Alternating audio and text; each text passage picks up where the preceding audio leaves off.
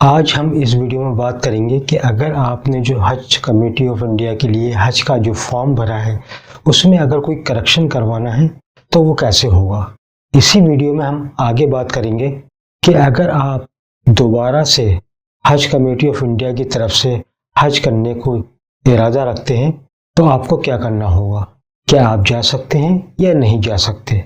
कुर्रे की डेट 4 अक्टूबर 2024 को है और क्या कुर्रा यानी कि सिलेक्शन जो है वो लक्की ड्रॉ के जरिए तमाम स्टेट में होगा या कुछ ही जगह पर होगा, पूरी डिटेल जानिए। जब आपका नाम प्रोविजनली सिलेक्शन हो जाए यानी कि आपका सिलेक्शन कर लिया गया है हज के लिए, तो आपको क्या काम करना पड़ेगा। एडवांस हज अमाउंट या फर्स्ट इंस्टॉलमेंट आपको कितनी जमा करनी है और कब जमा करनी है। सेकंड इंस्टॉलमेंट कितनी होगी और कब जमा करनी होगी। ये पूरी डिटेल आप इस वीडियो में देखेंगे। वीडियो पूरा देखिएगा, इसमें बहुत इन्फॉर्मेशन है। और चैनल को सब्सक्राइब कीजिएगा, लाइक कीजिएगा, शेयर कीजिएगा। आइए हम शुरू करते हैं। सबसे पहले कि हज कमेटी ऑफ इंडिया का जो हेल्पलाइन नंबर है वो क्या है। बहुत से लोग बड़े परेशान हैं, उनके सवालात भी आ रहे हैं और ये जो मैंने पूरी वीडियो तैयार की है ये सवालात के बिना पर है, यानी कि यही वो सवाल हैं जो हाजियों के आ रहे थे मेरे पास। मैंने उनको जवाब भी दे दिए, लेकिन मैंने चाहा कि सबके लिए एक वीडियो बना दी जाए और उनके सवालों के हल भी दे दिए जाएं। तो हेल्पलाइन नंबर जो है हज कमेटी ऑफ इंडिया का वो मैं स्क्रीन पे आप देख सकते हैं नीचे। ये हेल्पलाइन नंबर है हज कमेटी ऑफ इंडिया का, आप इस पर कॉल कर सकते हैं। ये कंप्यूटराइज्ड नंबर है, इस पर जो भी ऑप्शन आएगा आप उसको क्लिक करेंगे। लेकिन ऐसा नहीं है, लोगों की शिकायतें आ रही है कि नंबर उठ नहीं रहा। नंबर बिल्कुल उठेगा। आप वेटिंग में ज़रूर हो सकते हैं, यानी क्यू में हो सकते हैं, लाइन में हो सकते हैं, लेकिन नंबर आपका ज़रूर पिक किया जाएगा। दूसरी चीज़, हज का फॉर्म भरते वक्त अगर आपसे कोई गलती हो गई है कि आपने आधाई कूपन ऑप्ट करना था उसमें नहीं कर पाए, या ट्रेन का ऑप्ट करना था नहीं कर पाए, या कहीं नाम की स्पेलिंग हो गई है, या कहीं अकाउंट नंबर गलत हो गया है, तो उसके लिए अभी वक्त है। 4 अक्टूबर तक आप अपने अपने स्टेट हज कमेटी के ऑफिस में फ़ोन करके उनको बता सकते हैं कि हमारे फॉर्म में ये करेक्शन होना है। वो कहेंगे एक एप्लीकेशन आप हमें मेल कर दीजिए। तो एक तरीका ये भी है कि आप उनको जो करेक्शन करवाना है उनको एप्लीकेशन बाई पोस्ट भी भेज सकते हैं या ईमेल भी भेज सकते हैं, ताकि वो आपका करेक्शन कर ले फॉर्म में। लेकिन कुर्रा यानी कि लक्की ड्रॉ निकलने के बाद यानी कि 4 अक्टूबर 2024 3:30 बजे के बाद फिर आपको अपने करेक्शन हज कमेटी ऑफ इंडिया को करवाना होगा, क्योंकि फिर डेटा जो है वो हज कमेटी ऑफ इंडिया को फॉरवर्ड कर दिया जाता है। अभी तो डेटा जो है वो हर स्टेट हज कमेटी के पास मौजूद है, वो अपने लेवल पे कर सकते हैं। लेकिन एक बार जब कुर्रा निकल गया, एक बार जब लक्की ड्रॉ निकल गया, तो उसके बाद फिर हज कमेटी ऑफ इंडिया ही उसमें करेक्शन कर पाएगी। उसका भी तरीका यही है कि आप उनको मेल करें। चीफ एग्जीक्यूटिव ऑफिसर हज कमेटी ऑफ इंडिया को आप मेल करें। ईमेल एड्रेस हज कमेटी की साइट पे लिखा हुआ है, आप चाहें तो स्क्रीन पे देख सकते हैं, या फिर बाई पोस्ट भी आप भेज सकते हैं। एक फॉर्म निकलता है कि if you want any correction, तो उसको भी भर के भेज सकते हैं, वरना प्लेन पेपर पे एप्लीकेशन लिख के भी आप पोस्ट कर सकते हैं और वो आपका करेक्शन हो जाएगा। देखिए, हज कमेटी ऑफ इंडिया का ये रूल है कि आप हज कमेटी ऑफ इंडिया से ज़िंदगी में एक बार हज कर सकते हैं, सिर्फ एक बार, रिपीट अलाउ नहीं है। अब अगर आपने फॉर्म भर दिया है और आप रिपीटर हैं, आप पहले हज कमेटी ऑफ इंडिया की तरफ से हज को जा चुके हैं और आपने मिस इन्फॉर्मेशन दी है या फॉल्स इन्फॉर्मेशन दी है, तो आप होशियार हो जाइए, वो गलत काम किया है आपने। क्योंकि हज पर जाने के लिए आपने झूठ बोला, गलत स्टेटमेंट दिया, वो जायज़ नहीं है। तो अभी मौका है, आप उसको खुद विड्रॉ कर सकते हैं। लेकिन अगर आपने पैसे जमा कर दिए और बिल्कुल लास्ट स्टेज में आकर ये पता चला कि आप हज कमेटी ऑफ इंडिया की तरफ से हज को जा चुके हैं, तो फिर उस पर डिसिप्लिनरी एक्शन लिया जाएगा और जो भी पैसा आपने जमा किया है फिर वो आपको वापस नहीं मिलेगा। इसलिए आप होशियार हो जाइए। अगर आप हज कमेटी ऑफ इंडिया की तरफ से एक बार हज को जा चुके हैं तो आप अपने आप को विड्रॉ कर लें, वरना आप मुश्किल में पड़ सकते हैं। इसी में मैं आपको और तरमीम कर दूं कि अगर आप हज कमेटी ऑफ इंडिया की तरफ से दोबारा हज करना चाहते हैं तो सिर्फ एक तरीका है उसका। वो तमाम लेडीज़ जिनके आप महरम हो सकते हैं, जैसे वालिदा हैं, खाला हैं, फूफी हैं या बहन है आपकी बड़ी, और उनकी उम्र 65 प्लस है, यानी 65 साल से ज़्यादा के हैं, तो आप उनके साथ एज ए महरम जा सकते हैं। दूसरा, आप अपने बुजुर्ग, दूसरे हाजी, वालिद साहब, चचा, मामू, बड़े भाई, अगर उनकी उम्र प्लस 65 है तो उनके साथ भी आप एज ए कंपेनियन जा सकते हैं, लेकिन उसमें आपको हज सब्सिडी जो मिलती है वो आपको नहीं मिलेगी, या ये कह लीजिए कि आपको तकरीबन एज पर रूल जो आता है तकरीबन 80 या 85 हज़ार रुपये आता है, वो एक्स्ट्रा पे करने पड़ेंगे।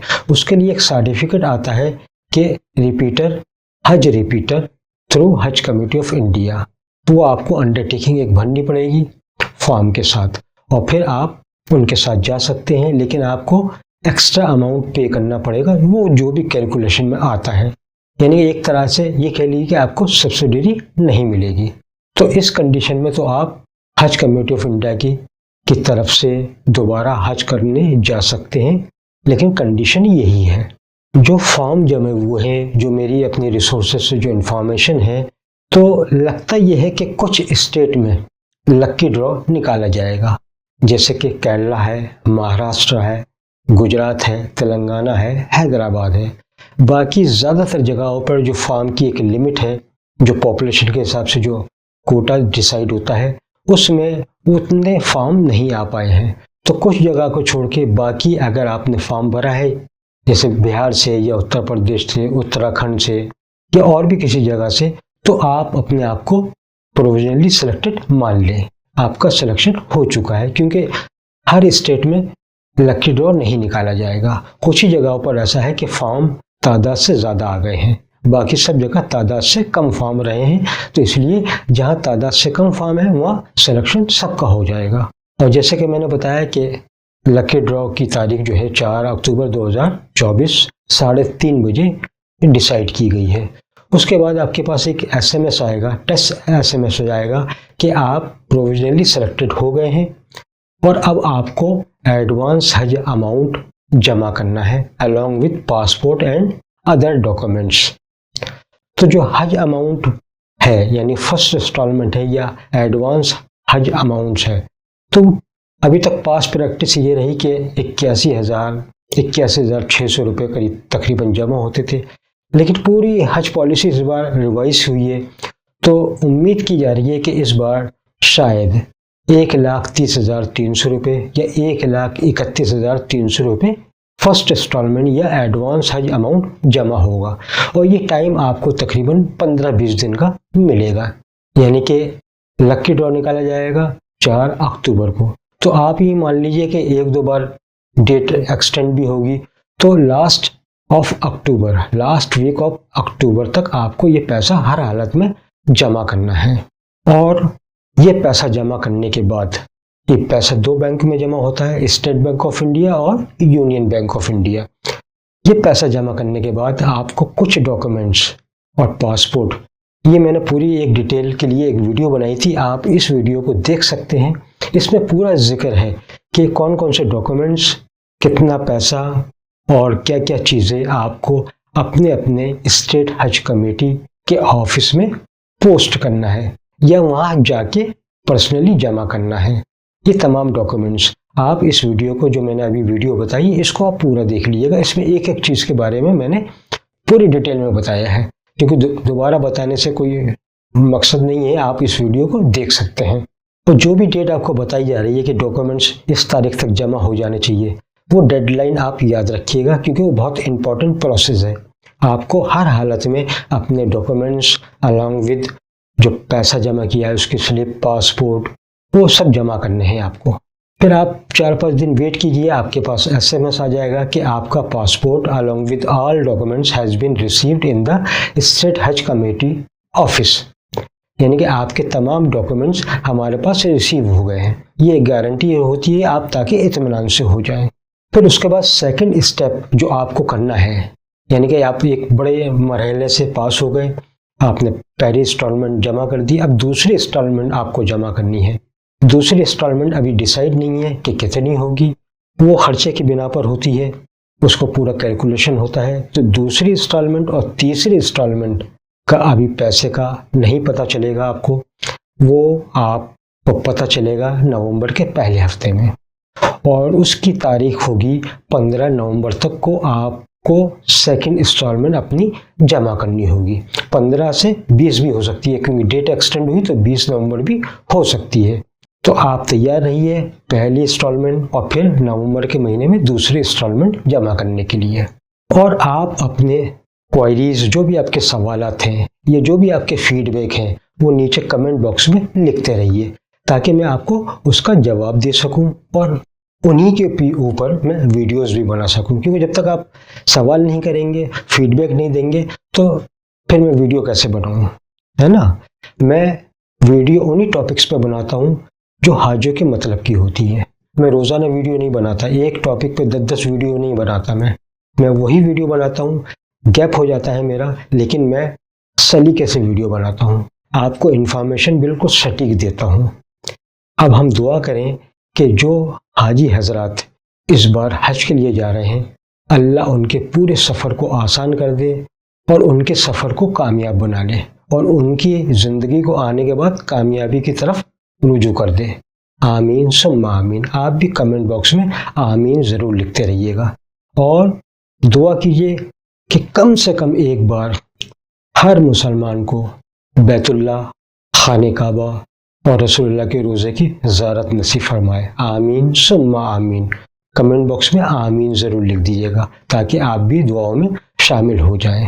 अगर आपको लगता है कि मेरी इन्फॉर्मेशन यूज़फुल होती हैं, आपके काम आती हैं, और मैं जो इन्फॉर्मेशन देता हूँ वो बिल्कुल अप टू डेट होती हैं, तो मेरी दरख्वास्त है कि आप मेरे चैनल को सब्सक्राइब कीजिए, लाइक कीजिए, शेयर कीजिए, और ज़्यादा से ज़्यादा जो इस बार जा रहे हैं आपके मिलने वाले, जो भी आपके कांटेक्ट में ग्रुप्स हैं, व्हाट्सएप पे, इंस्टाग्राम पे, फेसबुक पे, आप उनमें ये वीडियो शेयर कीजिए, क्योंकि सवाब का काम है। देखिए, आप चुटकुलों की, पॉलिटिकल, इधर उधर की वीडियो फॉरवर्ड करते हैं, बड़े शौक से करते हैं, लेकिन ये नेक काम है, इसको आगे बढ़ाएंगे, आप भी दुआओं में शामिल हो जाएंगे।